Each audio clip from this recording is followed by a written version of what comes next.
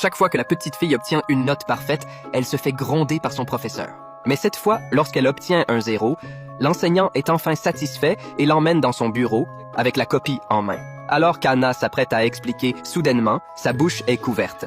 Elle lutte désespérément et par hasard, elle arrache le visage de Jack. En regardant d'en dessous, Anna est complètement horrifiée. Mais avant qu'elle n'ait le temps de réagir, tout devient noir. Jack commence rapidement à réparer la peau endommagée, craignant que quelqu'un ne remarque quelque chose d'anormal. C'est alors qu'un coup à la porte le fait sursauter. Affolé, il se précipite pour allonger la fille sur le sol. La porte s'ouvre et une enseignante passe. La vue devant elle la met immédiatement mal à l'aise. Elle demande anxieusement ce qui se passe. Jack se hâte d'expliquer qu'Anna est tombée malade et s'est évanouie. Il lui dit de rester avec elle pendant qu'il va chercher de l'aide à l'infirmerie. Mais en réalité, il cherche juste une occasion de se débarrasser de l'enseignante.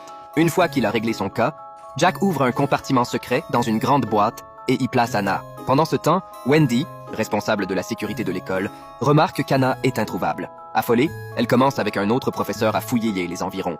Lorsqu'ils arrivent au bureau de Jack, ils frappent à la porte à plusieurs reprises, mais personne ne répond. Se rendant compte que quelque chose cloche, Wendy n'hésite pas une seconde, donne un coup de pied dans la porte et entre précipitamment. En voyant le corps allongé au sol, elle comprend immédiatement qu'Anna est en danger. Sans perdre de temps, elle appelle des renforts et donne l'ordre de boucler l'école. Mais à ce moment-là, Jack est déjà parti. Jack emmène Anna sur un yacht et les informations à la télévision diffusent des nouvelles sur l'incident à l'école.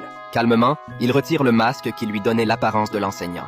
À part Anna, personne ne sait à quoi il ressemble. Cette affaire attire rapidement l'attention d'un détective expérimenté nommé Carl. Même les parents d'Anna sont désemparés. Ils ne peuvent penser à personne de suspect. Étrangement, aucun appel de rançon n'est reçu. Carl regarde les nouvelles avec un intérêt croissant. Soudain, son téléphone sonne d'urgence. Il répond, et à sa grande surprise, une voix de petite fille se fait entendre à l'autre bout du fil.